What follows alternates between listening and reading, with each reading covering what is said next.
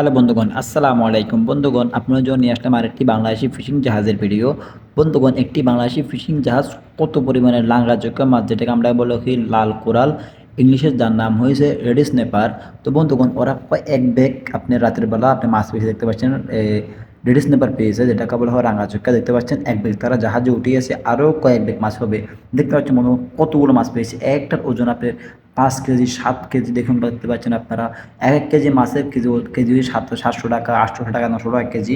দেখতে পাচ্ছেন বন্ধুগণ, তারা কত পরিমাণ মাছ পেয়েছে, তাদের কপাল কত ভাগ্য ভালো দেখুন। সবাই আল্লাহর দয়া এবং রহমত। আর কিছু পেয়েছে বন্ধুগণ, আপনার লাল কালো আতিনা, যেটা সব থেকে রেয়ার, খুব থেকে রেয়ার, সব থেকে দামি মাছ সাগরে। এই মাছটা সবাই পাওয়া না, আর এটা পাইলে একটা দাম 1 লাখ টাকা 2 লাখ টাকা পর্যন্ত হতে পারে।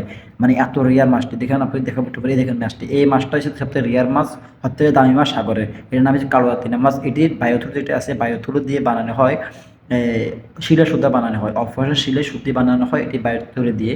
দেখতে পাচ্ছেন এরা একাধিক এক একটা পেয়েছে মাছ, দেখুন 3টি এনেছে, দেখুন কত ভাতের ভাগ্য ভালো, আল্লাহর রহমতে দয়ায় তারা পেয়েছে আপনার এই সবথেকে মূল্যবান দামি মাছ, দেখতে পাচ্ছেন আপনারা।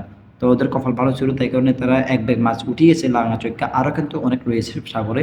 তাই উঠানোর জন্য তারা ব্যাগ শিলাচ্ছে, শিলে সাগরে আবার জালটিকে ফেলে দেবে, ফেলে ইনশাল্লাহ তারা আরও মাছগুলোকে জাহাজে উঠিয়ে নেবে। দেখেন আপনি, প্রায় 10-15 লাখ টাকার মাছ তারা পেয়ে গেছে এক টলে, মানে 4 ঘন্টায়। দেখুন আরো কতগুলো, আর 2-3 ব্যাগ হতে পারে, 2-3 ব্যাগের কম হবে না, দেখুন।